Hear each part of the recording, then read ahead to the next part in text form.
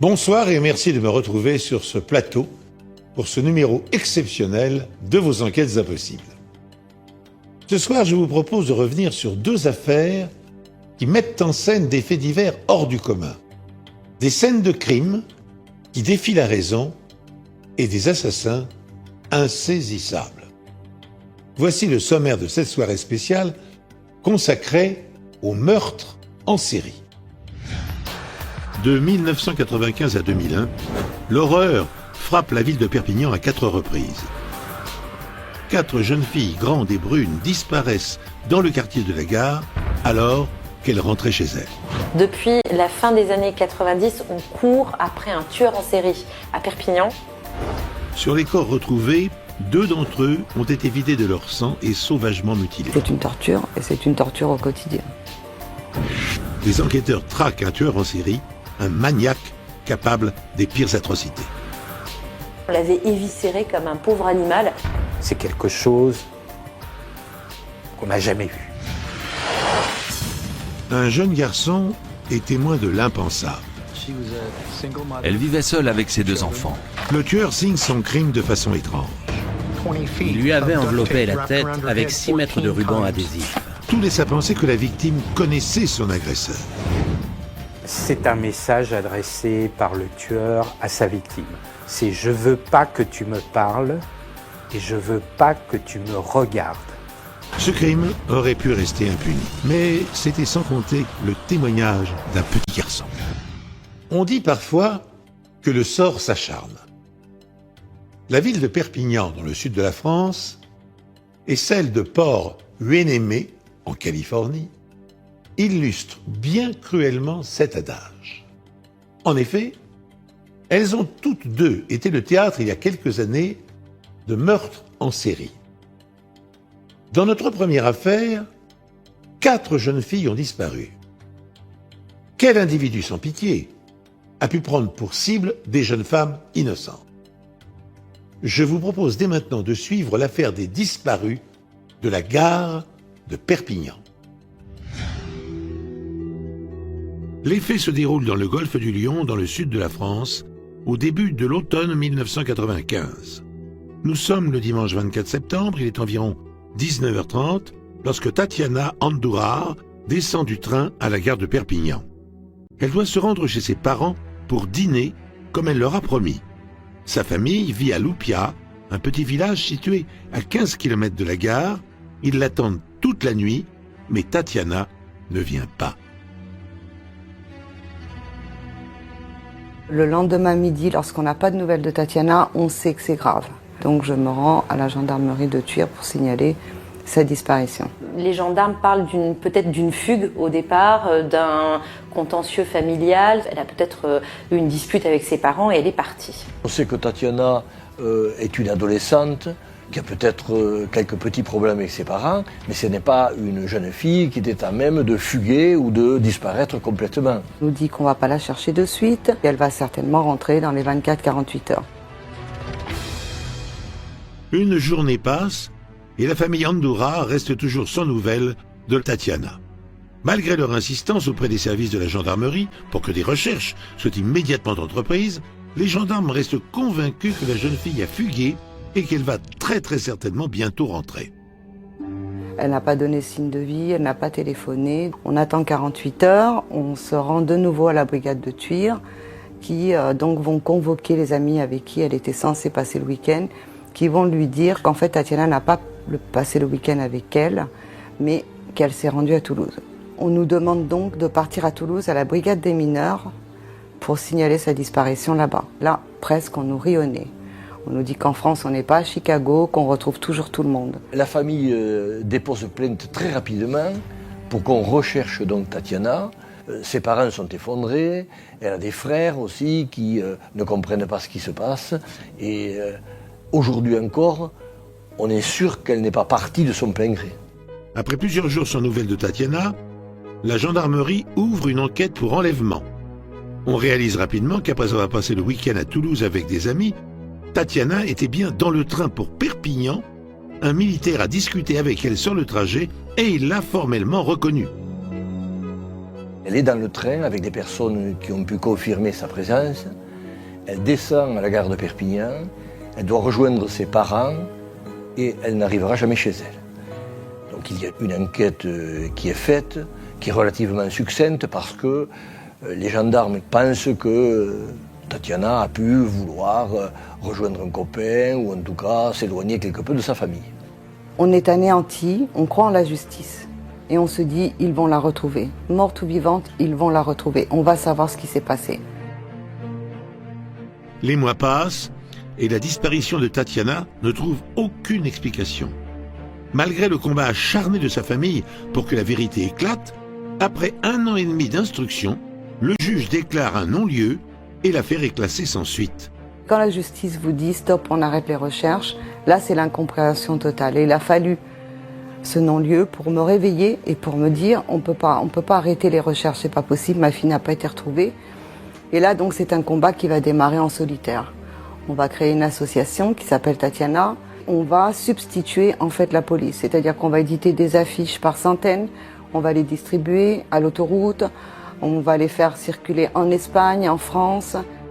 2 ans après sa disparition, un nouvel élément tragique va permettre de relancer l'enquête. L'enquête quand même demeure une énigme, on ne sait pas où est Tatiana et tout rebondit quand le 20 décembre 1997, une autre jeune fille est disparue. Il s'agit de Mokhtaria Chaïb, une étudiante de 19 ans. Ce soir-là, elle passe la soirée chez un ami qui habite à côté de la gare de Perpignan. Il est 22h30. Elle emprunte la rue Courteline pour se rendre à la cité universitaire où elle vient d'obtenir une chambre pour ses études de sociologie. Le lendemain, on retrouvera son corps au centre d'un terrain vague à côté du cimetière ouest, proche de la gare. Le corps est totalement exsangue.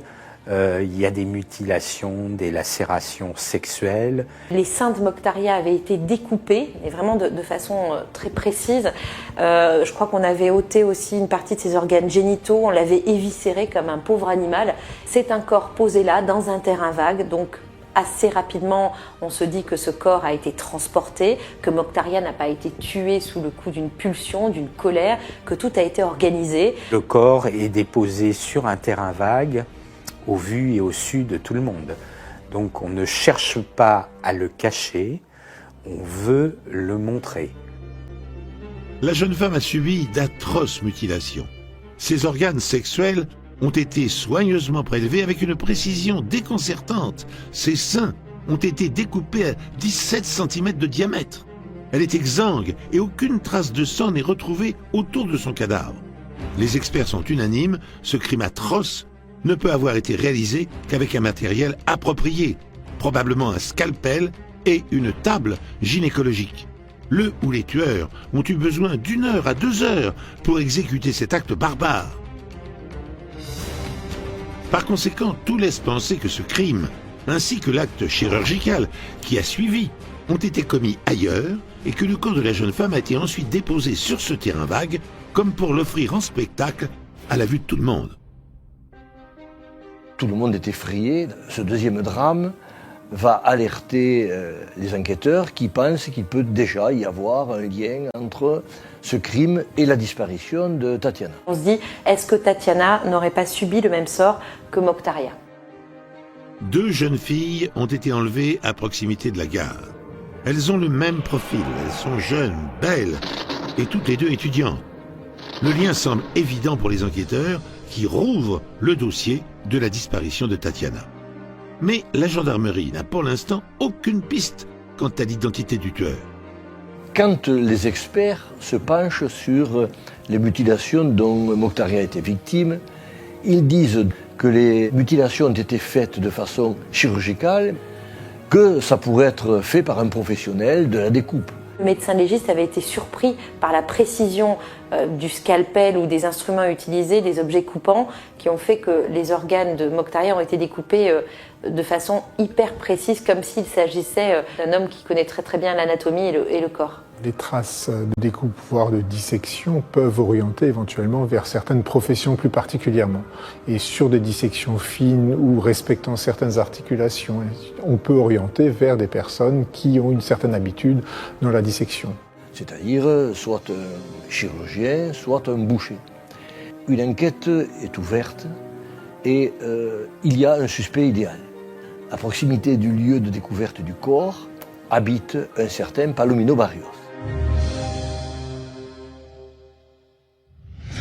Barrios est un faux médecin, un usurpateur. Muni de la simple copie d'un diplôme péruvien, il est parvenu à se faire embaucher par pas moins de 18 centres hospitaliers. Et à chaque fois, bien sûr, il en a été rapidement congédié, son incompétence étant flagrante.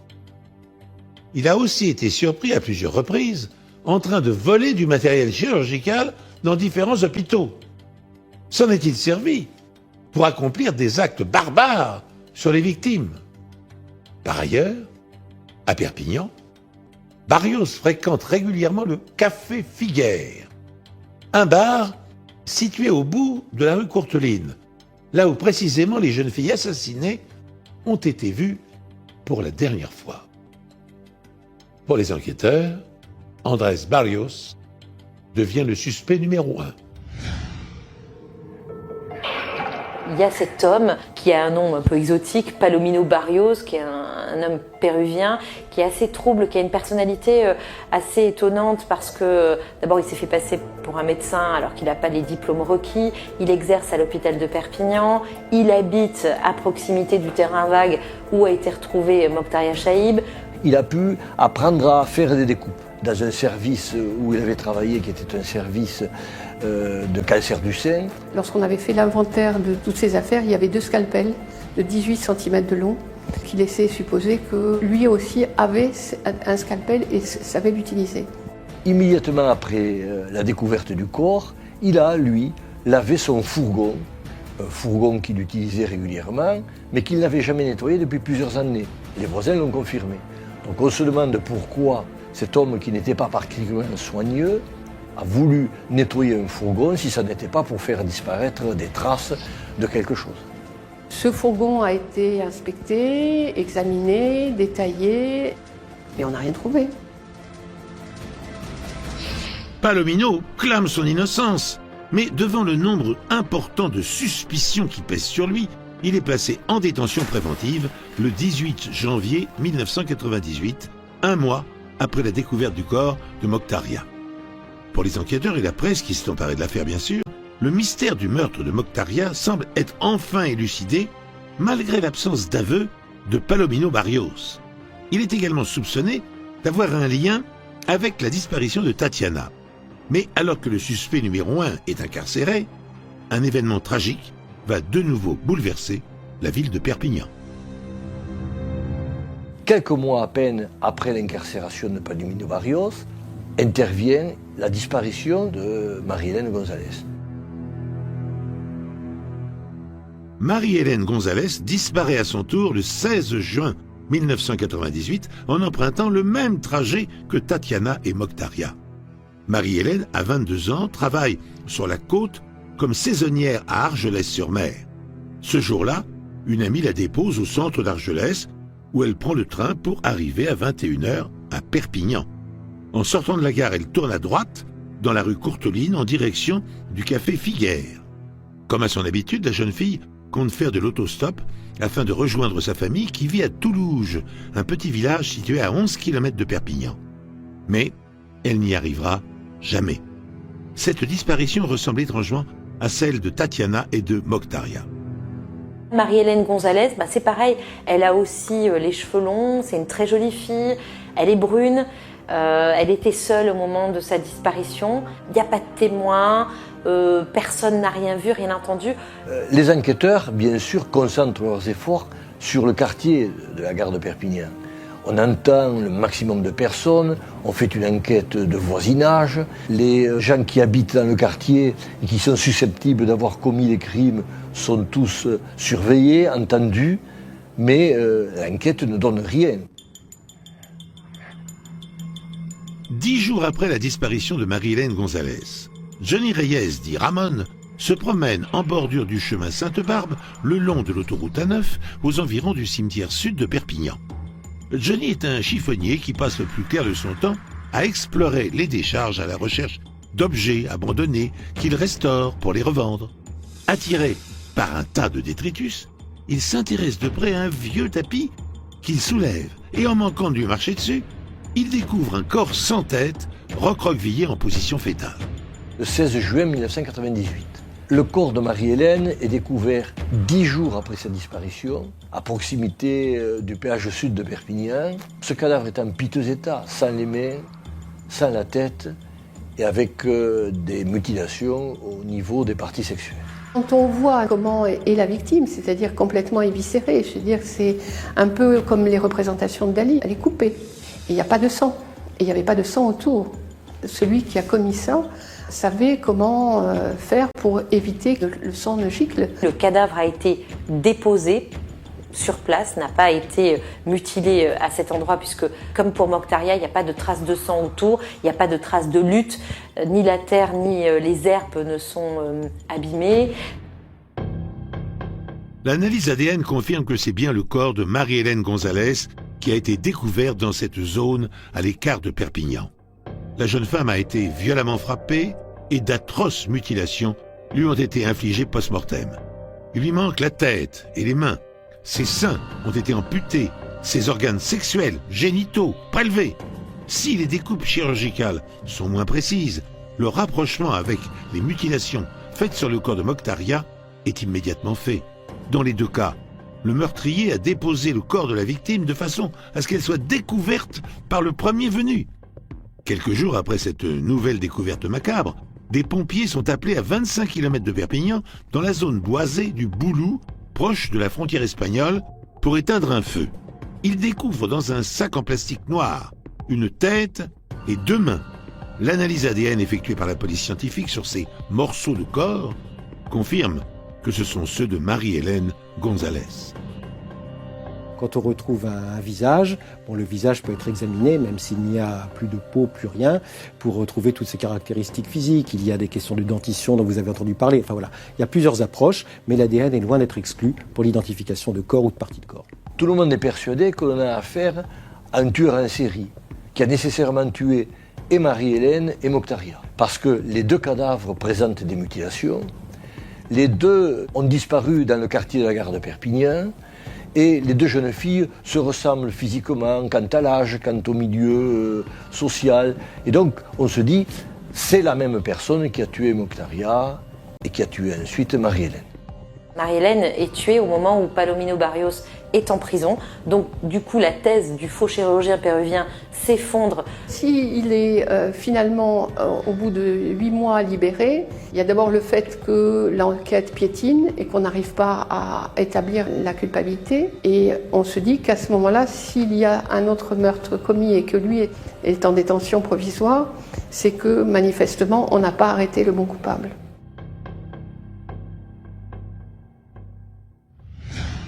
Le meurtre de Marie-Hélène Gonzalez innocente provisoirement Andrés Barrios, puisqu'il était emprisonné au moment des faits. Dès lors, la population de la ville de Perpignan vit dans l'angoisse. Les jours passent et les questions restent sans réponse. Les 3 affaires sont-elles liées? Un tueur en série rôde-t-il dans la ville et s'apprête-t-il à récidiver? Afin d'activer une enquête restée au point mort depuis l'arrestation de Barrios, les hommes de la police judiciaire demandent l'aide d'Interpol. Ensemble, ils auditionnent plus de 2000 personnes, tous suspects potentiels, pédophiles, exhibitionnistes, agresseurs sexuels, mais en vain. Plusieurs années s'écoulent et les enquêteurs sont dans une impasse. Ils sont dans une impasse jusqu'au samedi 10 février 2001, où une nouvelle disparition va faire trembler à nouveau la ville de Perpignan. Février 2001, survient la disparition d'une 4e jeune fille. Il s'agit de Fatima Hidraou, qui disparaît aussi dans le même quartier où ont disparu les 3 premières victimes dont on recherche les assassins. Le 10 février 2001, survient la disparition de Fatima Hidraou, 23 ans. C'est une belle fille, elle est grande et brune, comme les autres. Pour financer ses études, Fatima travaille comme caissière dans un magasin de bricolage. Elle rentre chez elle un samedi soir après une journée de travail. Elle emprunte la rue Courteline, puis passe devant le café Figuère. Ce soir-là, elle ne rentrera pas. Sa sœur Samira préviendra la police dès le lendemain. Fatima, elle aussi, est enlevée du côté de la gare de Perpignan. C'est une jeune fille qui, comme les autres, a les cheveux bruns, c'est une belle fille. Tout le monde se dit que l'on a affaire donc à la 4e victime du tueur en série qui sévit dans le quartier de la gare. 2 ans après la disparition de Marie-Hélène, la psychose reprend. La police soupçonne encore et toujours le même tueur, mais comme à chaque fois, il n'y a ni témoin ni indice. Le coupable reste introuvable. 10 jours plus tard, un indice va cependant permettre aux enquêteurs d'apporter enfin une réponse à la disparition de Fatima. Des jeunes découvrent sur le parking d'un magasin un bulletin de paie. C'est celui de Fatima Hidraou. Donc ces jeunes portent ce bulletin de paie au propriétaire de ce magasin, qui lui se rappelle que quelques jours plus tôt, il avait vu un véhicule garé dans un coin un peu sombre. Le directeur du magasin est assez suspicieux, il a peur des rôdeurs, des cambrioleurs. Il note donc le numéro minéralogique de ce véhicule. Quand il a regardé ce véhicule de loin, il a vu la jambe d'une femme sortir précipitamment par la portière avant droite, puis rentrer à nouveau très rapidement à l'intérieur. La jeune fille essaie de sortir, ils s'attrapent un petit peu tous les deux. Il pense qu'il s'agit de 2 amoureux qui se disputent ou qui au contraire ont des ébats dans le véhicule. Quand on lui apporte le bulletin de salaire découvert sur le parking de son magasin, il va à la police et là, les enquêteurs se disent qu'il y a une coïncidence entre ce véhicule qui se trouvait sur le parking et la perte de ce bulletin de salaire. Pour les enquêteurs, ce témoignage est pris très au sérieux. Ils tiennent là peut-être un élément qui va les mettre sur la piste du tueur en série. Grâce au numéro de la plaque d'immatriculation de la voiture, on retrouve son propriétaire, bien sûr. Il s'agit de Marc Delpech. À 34 ans, ce père de famille vit dans la région de Perpignan. Il est propriétaire d'un bar fréquenté par les jeunes, le San Diego. Cet homme a un bar à Perpignan, il raconte beaucoup d'histoires, il aime bien se mettre en scène. Dans son bar, il prend facilement la parole au comptoir, il se fait copain beaucoup avec les jeunes filles qui viennent. En fait, il ne se comporte pas vraiment comme un homme de sa génération, il a du bagou, il aime séduire. Marc Delpech est rapidement localisé. Il est dans l'est de la France en week-end chez ses beaux-parents. Les gendarmes l'interpelle et immédiatement cet individu au comportement étrange passe aux aveux. Marc Delpech dit être l'auteur du meurtre de sa maîtresse, Fatima Hidraou. Dès qu'il est interpellé, il dit oui, je sais pourquoi vous venez, et il reconnaît les faits. On arrête Marc Delpech. Il a apparemment l'avantage de la franchise. Il explique longuement aux enquêteurs qu'il aimait depuis toujours sa maîtresse, qu'ils devaient avoir des relations ensemble, qu'elle l'a menacé de tout dévoiler. Dès les premières heures de son interrogatoire, les enquêteurs sont convaincus, c'est un crime passionnel. Marc Delpech leur explique qu'il a tué Fatima Hidraou par amour. Il va même jusqu'à leur donner les détails du meurtre. Il aurait étranglé Fatima, puis aurait emmené son corps au Cap Béar.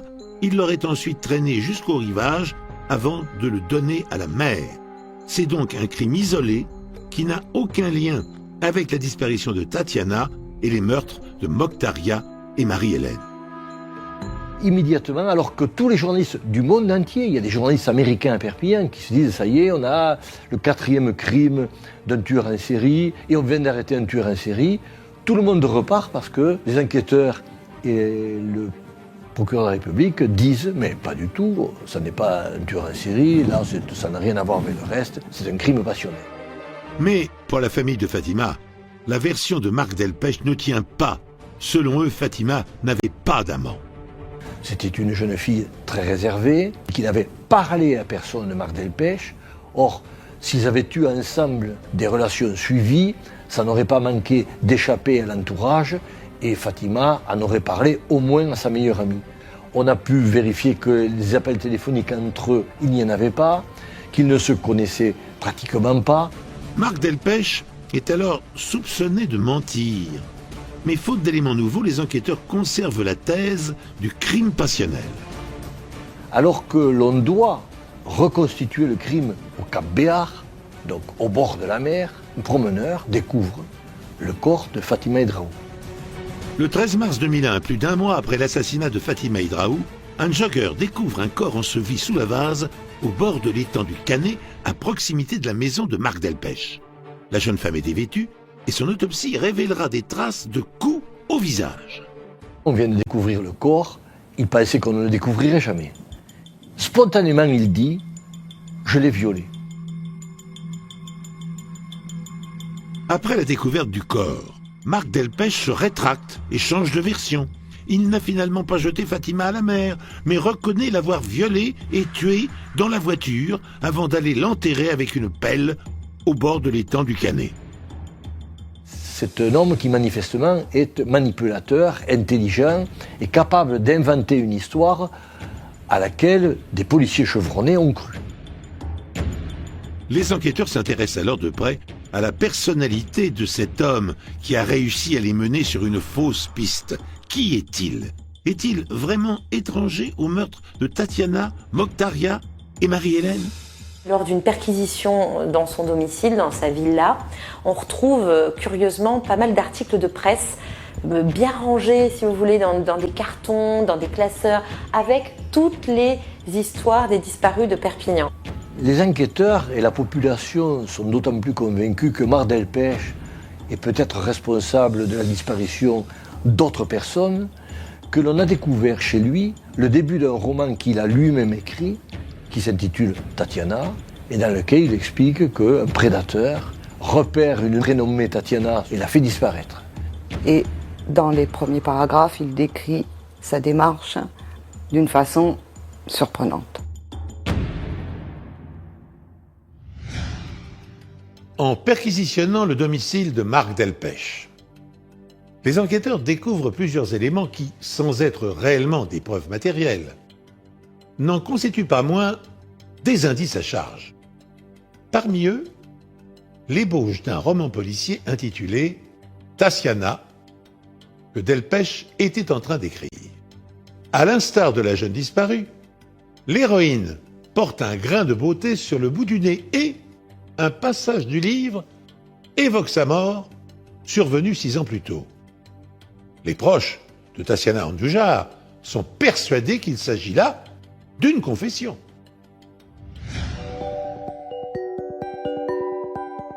Je reste persuadée que sa description correspond à quelque chose qu'il aurait fait auparavant et peut-être donc lorsqu'il a supprimé le corps de ma fille. De plus, un autre élément troublant laisse à penser qu'il aurait pu croiser le chemin des autres victimes. En cherchant les affaires à Tatiana, on découvre l'affiche du San Diego, qui était le café dont Marc Delpech, l'assassin de Fatima, était gérant. C'est la certitude pour nous que Marc Delpech a rencontré Tatiana. Marc Delpech peut avoir croisé la route des autres jeunes femmes parce qu'il tient un établissement festif, parce qu'il y a pas mal de jeunes gens qui se mélangent dans ce bar, aussi bien des générations un peu différentes. Et puis on est quand même dans le quartier du centre-ville, pas loin de la gare de Perpignan. Donc on se dit pourquoi pas. Et ce n'est pas la seule coïncidence. Marc Delpech est également un habitué des stations balnéaires le long du littoral. Marc Delpech était commercial pour des limonades et il faisait un petit peu le circuit de toute la côte, de Le Cap jusqu'à Port-Vendôme. Ces 3 jeunes filles qui ont disparu, elles sont étudiantes et pour se faire des sous l'été, elles ont des jobs de vacances. Et curieusement, c'est vrai qu'elles ont toutes travaillé sur la côte. Donc il y en a une à Port-le-Cat, une à Collioure, une à Argelès. Et peut-être que ce sont dans ces établissements de vacances que Marc Delpech a pu faire sa connaissance si elles ne sont pas passées dans son fameux café San Diego. En tout cas, on peut croire que le lien a pu s'établir aussi à la plage. C'est beaucoup de coïncidences pour ne pas penser que cet homme est coupable de la disparition de ma fille. Un élément supplémentaire vient renforcer la thèse du tueur en série. En 1995, Tatiana Andorar, la première victime, a été vue pour la dernière fois alors qu'elle montait à bord d'une voiture blanche. À cette époque, Marc Delpech possédait une voiture de couleur blanche.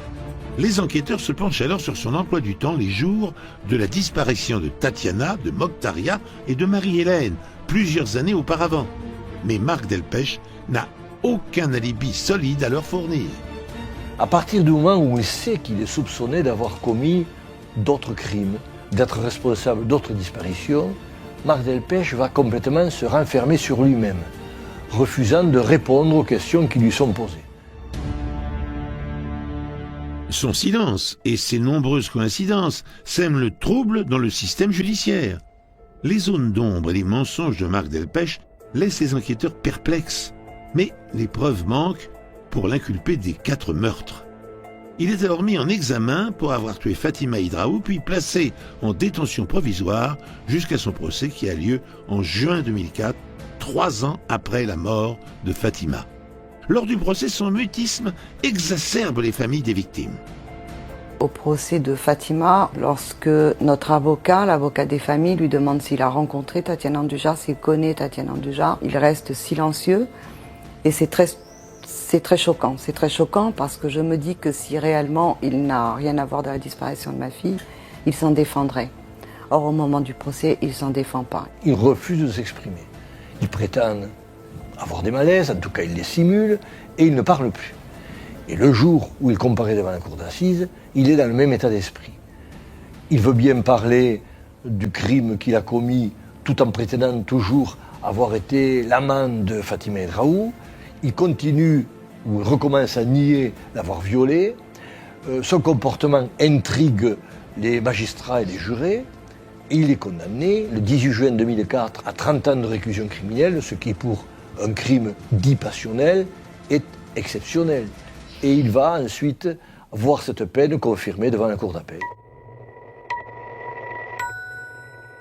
Marc Delpech est condamné à une peine exemplaire pour avoir violé et tué Fatima Hidraou. Mais qu'en est-il des 3 autres filles disparues? Est-il également impliqué dans la mort de Mokhtaria, Marie-Hélène? A-t-il agi de la même manière avec Tatiana? Les corps des 3 filles tuées entre 1997 et 2001 ont de nombreux points communs. Ils ont tous été dénudés, leurs sacs et leurs bijoux avaient disparu. Marc Delpech pourrait-il être le tueur en série de la gare de Perpignan? Une question qui reste pour l'instant sans certitude et qui laisse la famille des victimes dans un doute insoutenable. Le plus douloureux, c'est de ne pas savoir si Tatiana est morte, si Tatiana est vivante. On vit avec des pressentiments, on vit avec des angoisses, on vit avec des journées d'espoir, on vit avec des journées de désespoir. On ne sait pas, on n'a pas de réponse. Et c'est une torture au quotidien. Depuis 1995, 4 jeunes filles dans la fleur de l'âge ont été les cibles d'un ou de plusieurs criminels et seulement le meurtre d'une d'elles a pu être élucidé. Certains s'interrogent sur l'unité de temps, le début de la nuit, l'unité de lieu, le quartier de la gare, l'unité d'action, enlèvement suivi de meurtre de victimes avec le même projet. S'agit-il d'un tueur en série, d'un serial killer? L'ombre du tueur ou des tueurs de la gare de Perpignan plane toujours sur la région.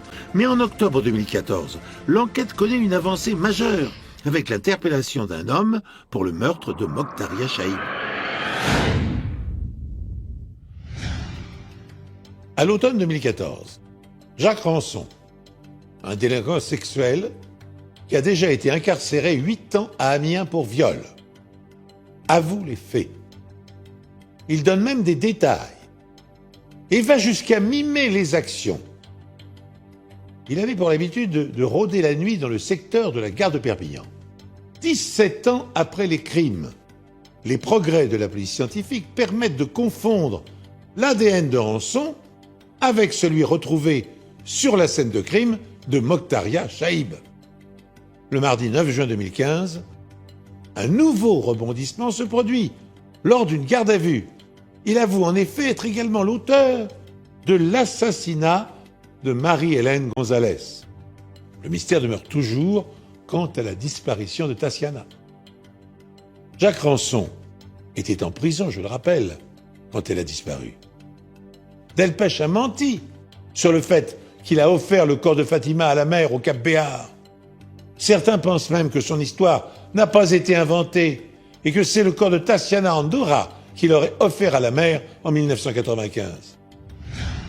La seconde histoire que je vais vous raconter maintenant a pour cadre les États-Unis.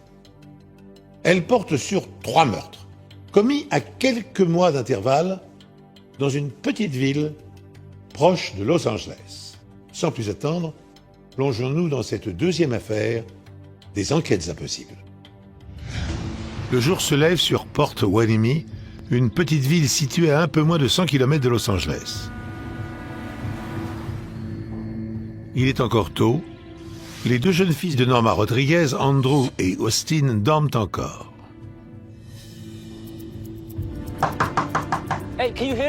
Norma, Andrew, vous m'entendez? Un peu avant 8 heures, les 2 enfants sont brusquement tirés de leur sommeil par un bruit sourd. Mon père frappait à la porte et hurlait pour qu'on lui ouvre. Andrew comprend qu'il est en retard et se demande pourquoi sa mère ne l'a pas réveillé comme d'habitude. Son père finit par rentrer dans la maison avec un double des clés. Norma! Après, la seule chose dont je me souviens, c'est que j'ai entendu mon père crier « Non, non !» Je me suis précipité dans le salon. Il y avait mon père et mon oncle, et aussi ma mère. Là, j'ai compris que quelque chose n'allait pas. Le jeune garçon de 11 ans n'oubliera jamais ce qu'il a vu ce matin-là. Sa mère gît inerte par terre, sa tête entièrement enveloppée dans du ruban adhésif du front au menton. Andrew regarde son oncle et son père découper l'épais ruban adhésif qui occulte la bouche de Norma. Mais il est trop tard, elle ne respire plus. La jeune femme de 32 ans est morte.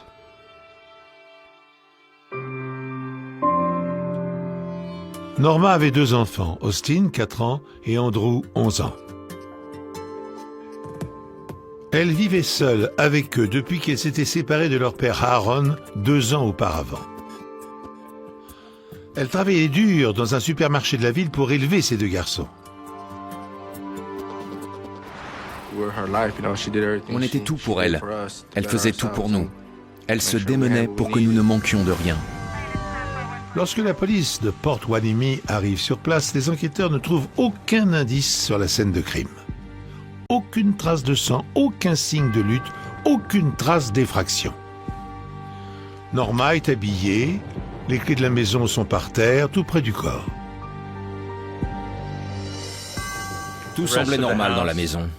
Il y avait de l'argent liquide qui traînait. Tous les autres objets de valeur étaient intacts. Personne n'y avait touché. La maison était en ordre. De toute évidence, le mobile du meurtre n'était pas le vol. Le seul élément dont disposent les enquêteurs, les multiples couches de ruban adhésif autour de la tête de la victime. Il faut déjà faire des prélèvements pour rechercher des traces d'ADN sur le ruban adhésif. Et ces prélèvements devraient être faits avant qu'on déplace le corps pour ne pas perdre ces indices-là. Puis ensuite savoir le nombre de tours, comment ceci a été mis. Donc ça c'est de nouveau une synergie entre enquêteurs et médecins légistes pour arriver ensuite à une bonne compréhension du modus operandi. C'était un détail aussi affreux qu'inhabituel, de voir sa tête enveloppée comme ça dans du ruban adhésif. On se serait cru dans un film d'horreur. D'après le légiste, elle était morte par asphyxie. Le tueur l'avait étranglée et étouffée avec le ruban adhésif. En matière de strangulation, d'asphyxie, puisque c'est un syndrome asphyxique dans les 2 cas, tout dépend des constatations qu'ont fait les médecins légistes quant aux lésions qu'on retrouve au niveau cervical. Est-ce qu'il y a des lésions de l'os hyoïde, du cartilage thyroïde? Est-ce qu'il y a des ecchymoses? Ensuite, c'est l'analyse de ces tours de ruban adhésif au niveau des voies respiratoires externes. Il faut vraiment voir si cette strangulation a été, affirmée par des lésions lors de l'autopsie. Aucun élément ne laissait penser qu'elle avait essayé de l'arracher. Ce qui veut dire qu'elle était inconsciente ou déjà morte lorsque son agresseur lui avait enroulé autour de la tête. On lui avait enroulé 6 mètres de ruban autour du crâne, soit 14 tours. Un tour sur la bouche aurait suffi à la faire taire. Alors pourquoi s'acharner de la sorte? Ça reste un mystère pour moi. Ce qui est très particulier dans la découverte du corps, c'est d'abord qu'il n'y a pas de traces d'effraction. Le tueur a peut-être utilisé les clés de la victime. Deuxième chose, ce n'est pas un mobile crapuleux, puisque ses bijoux, son argent n'ont pas été touchés. Mais ce qui est le plus frappant, c'est l'utilisation de ce ruban adhésif, puisqu'il y a 14 tours autour de la tête. Pour terrifiante qu'elle soit, la scène de crime intrigue les enquêteurs. En effet, l'étrangeté du mode opératoire du meurtrier ne permet pas de déterminer son mobile. S'agit-il d'un rituel macabre ou est-ce la signature d'un tueur psychopathe? En attendant les résultats des analyses médico-légales, les policiers tentent de reconstituer les dernières heures de la jeune femme. Au moment du crime, elle était seule à la maison avec Austin, son fils de 4 ans, tandis qu'Andrew, l'aîné, se trouvait à l'extérieur avec son père. Je passais les week-ends avec mon père. J'allais le voir chez lui, mais ce jour-là, on est allé voir un match de baseball. Andrew rentre chez lui le lundi soir vers 21h. À son arrivée, toutes les lumières sont éteintes et la porte d'entrée est fermée à clé. Il regagne sa chambre par la fenêtre pour ne pas réveiller sa mère. Son petit frère Austin est encore réveillé. T'es pas encore au lit? J'ai fermé la fenêtre et j'ai parlé quelques instants avec mon frère. Elle a quelque chose sur la figure. Il se souvenait qu'Austin lui avait dit que leur mère avait quelque chose sur le visage. Sur le coup, il a cru qu'elle s'était fait un masque. Austin lui a ensuite dit qu'il avait faim, parce qu'il n'avait pas mangé de la journée. Andrew a écourté et lui a dit « Il est tard, va dormir. On verra ça demain matin. » Si à ce moment-là, la jeune femme avait déjà du ruban adhésif autour de la tête et que le petit Austin n'ait rien mangé de la journée, eh bien cela veut dire que le meurtre a vraisemblablement eu lieu dimanche soir. Norma! Le corps de la jeune femme ne sera découvert que le lendemain matin, lorsque le père d'Andrew arrive pour l'emmener à l'école. Je vais te poser quelques questions. Austin a peut-être vu le tueur. Les enquêteurs l'interrogent pour tenter d'en savoir plus. Mais le petit garçon de 4 ans est muré dans le silence. Il était très jeune. Il avait du mal à s'exprimer. Il n'a pas compris ce qui se passait. La seule chose qu'il savait, c'est que sa mère avait quelque chose sur le visage et qu'elle ne bougeait plus. Il était sous le choc. Il était traumatisé. C'était horrible. Ça nous faisait vraiment mal au cœur. En attendant de voir si le jeune garçon peut leur en apprendre davantage, les enquêteurs dressent la liste des suspects potentiels.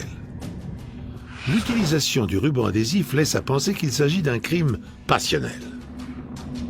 C'est un message adressé par le tueur à sa victime. C'est « je veux pas que tu me parles et je veux pas que tu me regardes ». Ça veut dire qu'il y a une connaissance préalable entre la victime et son meurtrier. Le suspect numéro 1 est l'ex-mari de Norma, Aaron Reynaldo. Ils formaient un couple plutôt heureux, leur mariage a duré 12 ans. Mais ils ont fini par se séparer.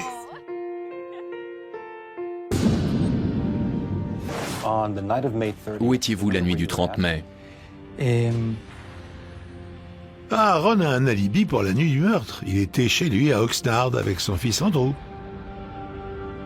Il est resté avec moi tout le week-end. Avez-vous étranglé Norma Rodriguez? La police espère que le détecteur de mensonges permettra d'en savoir plus, mais les résultats ne sont pas concluants. En l'absence de preuves, les enquêteurs rayent Aaron de la liste des suspects. Pour en savoir plus sur la vie privée de Norma, ils interrogent sa collègue et amie Benita. Et elle leur apprend que celle-ci était sortie avec un certain Denis Garzo. Apparemment, leur relation était plutôt mouvementée. Lassé d'entretenir une relation orageuse, ponctuée de disputes à propos d'argent, Denis Garzo avait rompu avec Norma et était allé retrouver Lucie, son ex-petite amie. Norma en avait été très affectée et continuait de lui téléphoner à tout propos, au point que Lucie, exaspérée, menaçait de le quitter. Dans le but de mettre un terme à cette situation conflictuelle, Garzo avait-il décidé de supprimer son ex-maîtresse, devenue décidément trop encombrante. Une autre information attire l'attention des policiers. Quelques jours avant le drame, Denis Garzo avait prêté main forte à Andrew, le fils aîné de Norma, pour installer un panier de basket dans la cour de leur maison. Et pour ce faire, il avait utilisé du ruban d'adhésif de couleur grise, semblable à celui ayant servi à envelopper le visage de Norma. Appréhendé, Garzo accepte de se soumettre au détecteur de mensonges, mais le résultat étant négatif, il est éliminé de la liste des suspects et l'enquête retourne au point mort. Si vous avez des informations. Les proches de Norma distribuent des affichettes écrites par ses propres enfants. Quelqu'un a tué notre maman, aidez-nous. Les enquêteurs décident d'étendre leurs recherches au cercle d'amis de Norma, y compris ses collègues de supermarché.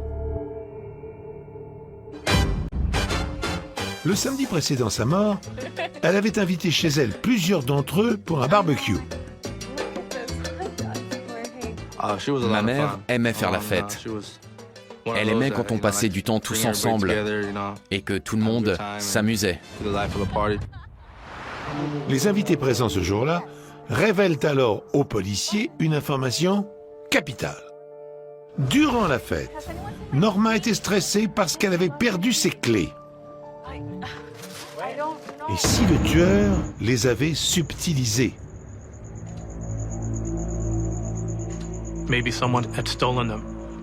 Quelqu'un a pu les lui voler pour pouvoir entrer chez elle. Les clés étaient sur la scène de crime, en évidence près du corps.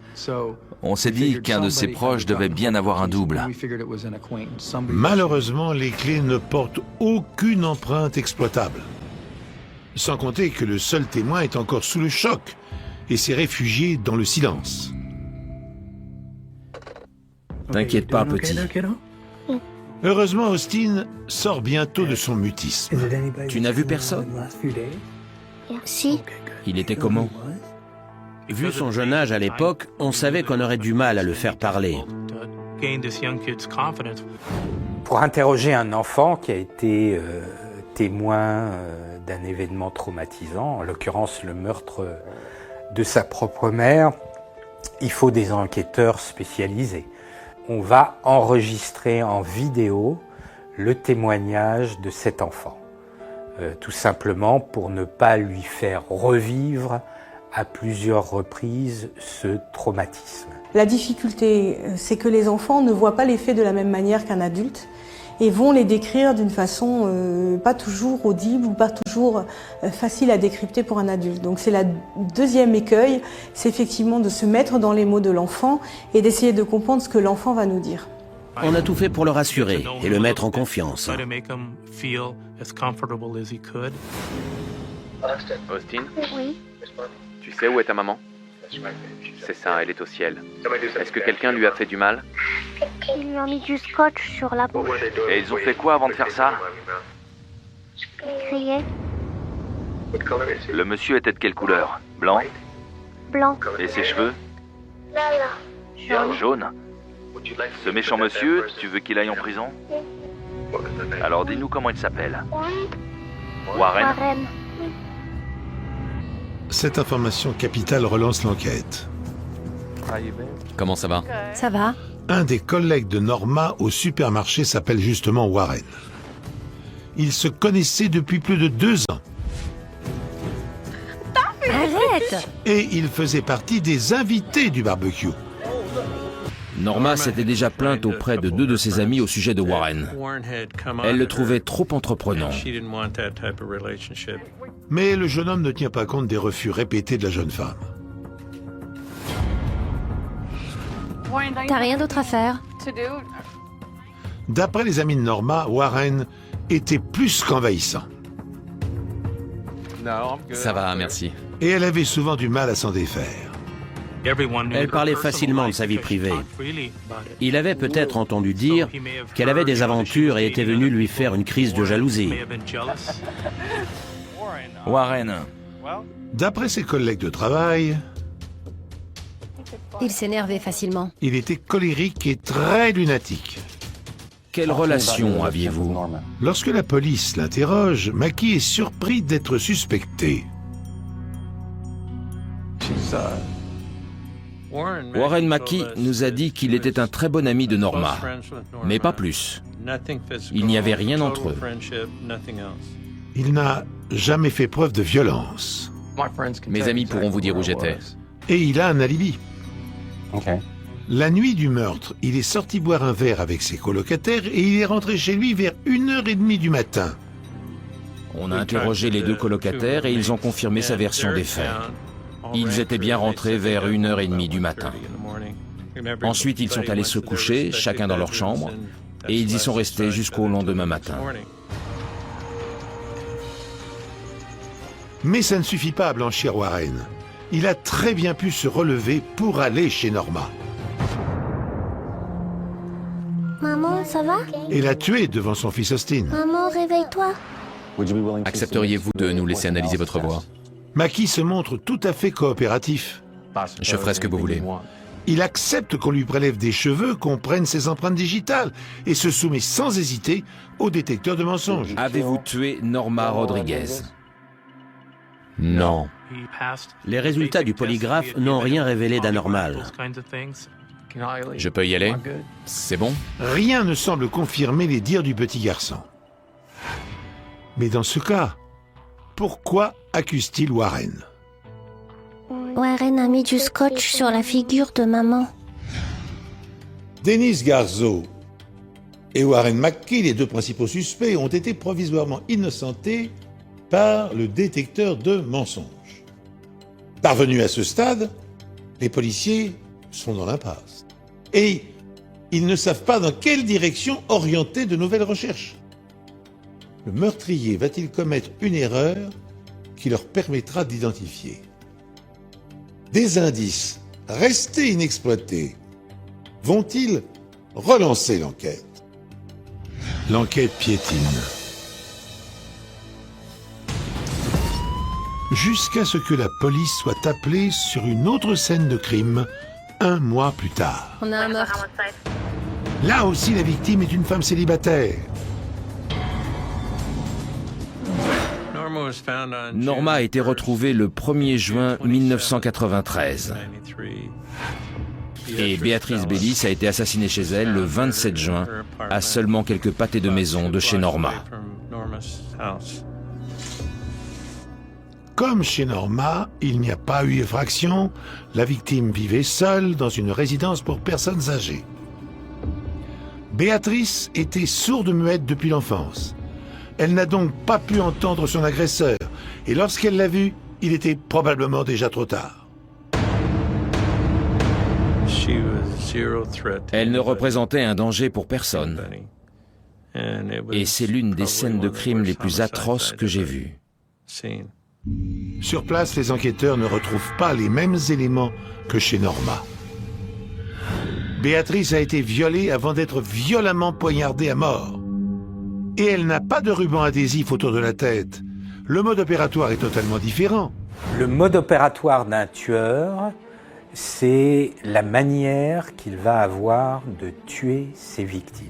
Le mode opératoire est à différencier de ce qu'on appelle la signature psychologique qu'on voit dans tous les épisodes d'Esprit criminel, où par exemple le tueur va laisser un message auprès du corps, va emporter des parties du corps. Ça ne fait pas partie du mode opératoire. C'est ce qui apporte la satisfaction au tueur d'un point de vue psychologique. À peine un mois plus tard, Cynthia Burger, 44 ans, rentre chez elle après avoir fait ses courses à l'épicerie du quartier. Quelques heures après, sa maison est dévorée par les flammes. Les pompiers se précipitent sur place et font une macabre découverte. Elle a été retrouvée le lendemain matin dans sa baignoire. Elle avait été violée et étranglée. 3 meurtres en 3 mois. La ville est sous le choc. Port Hueneme serait-elle la cible d'un tueur en série? Les victimes étaient toutes les 3 des femmes célibataires. Et chaque meurtre se révèle plus violent que le précédent. Pourtant, les enquêteurs ne trouvent aucun autre point commun entre les 3 affaires. Norma, strangulation et ruban adhésif. Béatrice, poignardée. Cindy, étranglée à main nue et incendie volontaire. Les 3 meurtres ne semblaient pas reliés. D'habitude, un criminel en série utilise toujours le même modus operandi. Il faut qu'on vérifie s'il n'y a pas un seul auteur pour tous ces crimes. Et a priori, on ne peut pas savoir sur le mode opératoire. Que ce qu'on nous donne, encore une fois, d'habitude sur les tueurs en série, c'est-à-dire qu'ils tuent de la même façon, les mêmes victimes, etc., c'est absolument faux. En moyenne, ils ont 2 à 3 modes opératoires, sauf cas exceptionnels. Je dirais que finalement, celui qui a le même mode opératoire et les mêmes victimes, il est rarissime. Les victimes étaient toutes des femmes, mais elles n'avaient pas le même âge et n'étaient pas issues du même milieu social. Selon moi, il ne pouvait pas s'agir d'un tueur en série. Cette hypothèse laisse entrevoir un scénario encore plus effrayant, celui de 3 tueurs qui sévissent simultanément dans la petite ville. Donc quand on a une série rapide dans une région, on n'a pas l'habitude d'avoir ce type de crime, on peut se poser la question si c'est le même. Et finalement, qu'est-ce qui est le plus grave, d'en avoir un ou d'en avoir 3 qui ont tué? 3 meurtres. 3 meurtres plus terrifiants les uns que les autres. 3 femmes d'âge et de milieu social très différents. 3 modes opératoires qu'aucun dénominateur commun ne peut relier. Après avoir envisagé l'hypothèse du tueur en série, les enquêteurs sont obligés de se rendre à l'évidence. Si les 3 meurtres n'ont rien en commun, c'est peut-être que 3 prédateurs différents sévissent en même temps dans la ville. Contrairement aux 2 autres victimes, Norma Rodriguez n'a pas été violée. Il est donc plus difficile de trouver un ADN exploitable.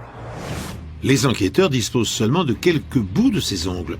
On y retrouve des traces microscopiques d'ADN de l'assassin. Vu qu'on avait l'ADN du tueur, on a décidé de le comparer avec celui de tous les hommes de sa famille et de son cercle d'amis. Les résultats ADN disculpent un par un tous les suspects. Pourtant, le 1er juin 2003, 10 ans après le meurtre de Norma, grâce aux avancées technologiques, le laboratoire trouve enfin une correspondance. Il s'agit de l'ADN de Warren Mackey, le collègue de Norma qu'Austin avait désigné dès le début de l'enquête. C'est Warren. Je n'en revenais pas. On le soupçonnait, mais ce n'était pas non plus notre suspect numéro 1. Le fait qu'on ait retrouvé l'ADN de Warren sous les ongles de Norma ne veut pas forcément dire qu'il l'a tué. Elle a très bien pu lui toucher le bras au cours du barbecue, par exemple. D'autant plus qu'il est passé au détecteur de mensonges et que les résultats n'ont rien révélé d'anormal. Non. Par contre, s'il est vraiment innocent, son ADN ne peut pas être sur le ruban adhésif enroulé sur la tête de Norma. J'ai gardé ce ruban adhésif pendant 9 ans dans un tiroir de mon bureau. J'avais de quoi reconstituer la quasi-totalité des 6 mètres retrouvés sur le corps, à 5 cm près. Encore un travail de titan. Mais l'expert médico-légal Ed Jones finit par isoler une trace d'ADN aux 2 extrémités du ruban adhésif. Les 2 empreintes génétiques sont celles de Warren Mackey. C'était comme si on avait décroché le gros lot. On récoltait enfin le fruit de tous nos efforts. On tenait notre coupable. Le 27 août 2003, les enquêteurs convoquent Mackey pour l'interroger. Un dévidoir adhésif. Vous savez ce que c'est?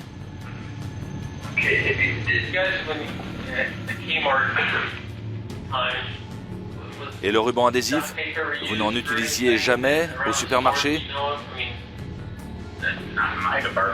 Pas dans mon rayon en tout cas. Je travaillais au rayon bijoux et montres.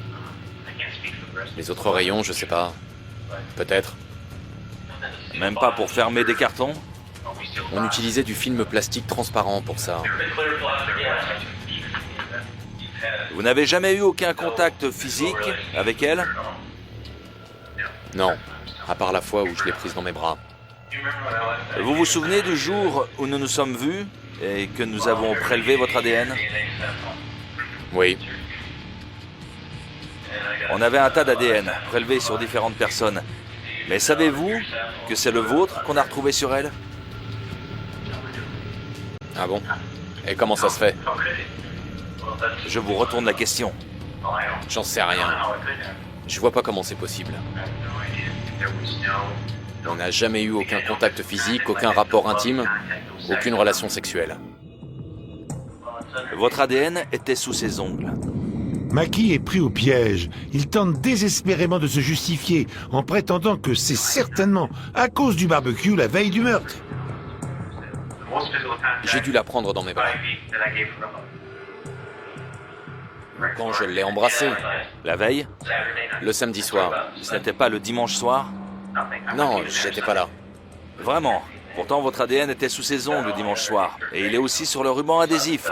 Il faut savoir que sur le scotch, on a, bien sûr il peut y avoir des gants toujours, mais de très très bonnes révélations de traces papillaires et de la conservation d'ADN. Mais on a également la possibilité, si le produit de colle a été amené par le malfaiteur, on peut même analyser les colles en elles-mêmes pour, en cas de perquisition chez un suspect, comparer avec des rouleaux de scotch qu'il y a chez lui. Même la composition de la colle permet de faire des rapprochements. On est toujours dans ce bon vieux principe qui est le fondement de la police scientifique, le principe de l'échange. Voilà, on cherche des similitudes et on les rapproche pour regarder si ça colle. J'ai rien à voir avec tout ça. On n'a trouvé aucun ADN sous ses ongles, sauf le vôtre. J'ai répondu à vos questions et vous m'accusez? Mackey est placé en garde à vue pour le meurtre de Norma Rodriguez. Je vois pas de quoi vous parlez, c'est ridicule, impossible. Quoi? Qu'on vous ait enfin eu au bout de 10 ans? On m'a appelé tard dans la soirée. Le lieutenant Dennis Fitzgerald m'a dit qu'il tenait le coupable et que c'était Warren Mackey. C'était un ami de ma mère. Je me souviens qu'il venait parfois à la maison. Il voulait toujours qu'on l'invite quand on fêtait quelque chose à la maison. J'en revenais pas. Lorsque Mackey comprend qu'il est pris au piège, il accepte de plaider coupable pour réduire sa peine de prison.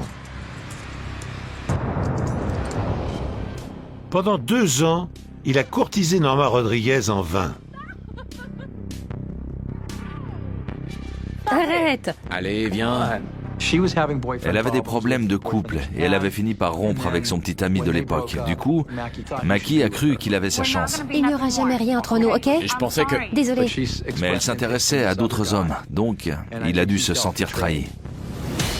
Durant le barbecue, Norma repousse les avances de Warren. Curieuse coïncidence, c'est aussi ce jour-là que les clés de Norma disparaissent. Mackey les lui a probablement prises pour pouvoir revenir plus tard le lendemain soir. Il sait qu'il lui arrive de s'endormir sur le canapé du salon. Certains disent qu'il avait prémédité son acte, qu'il est allé là-bas avec l'intention de la tuer. Il s'est senti trahi, il est devenu fou et il l'a étranglée. Quand on vous rejette pendant des mois et des mois, ce ressenti, cette frustration va s'amplifier, elle se construit et on envisage de tuer l'autre parce qu'il vous rejette. Effectivement, un crime passionnel peut être prémédité, il peut être calculé, parce que la souffrance devient tellement insupportable pour quelqu'un qui est rejeté, il n'a d'autre moyen de mettre un terme à cette frustration ou à cette souffrance que d'envisager le meurtre de l'autre et la mort de l'autre. Pris de remords, il lui enroule la tête dans du ruban adhésif pour ne plus voir les yeux de la femme qu'il a tenté de séduire pendant 2 ans.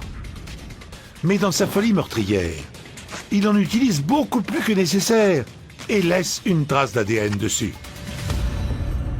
C'est ce qui finira par le trahir. C'était un introverti, un lâche, et pas très malin en plus, puisqu'on a fini par l'avoir. Warren Mackay a plaidé coupable de meurtre au second degré. Il a été condamné à 15 ans de prison. 10 ans. 10 ans auront été nécessaires aux enquêteurs pour résoudre l'assassinat hors du commun de Norma Rodriguez. 2 facteurs déterminants ont permis ce succès. D'abord, l'acharnement du lieutenant Dennis Fitzgerald à ne jamais renoncer à découvrir la vérité et les progrès fulgurants réalisés dans le domaine du prélèvement et de l'exploitation des indices d'ADN. C'est sur cette constatation que prend fin cette émission spéciale. Je vous remercie de l'avoir suivi en ma compagnie. Je vous retrouverai prochainement sur NT1 pour de nouvelles enquêtes impossibles et je vous souhaite une très bonne soirée.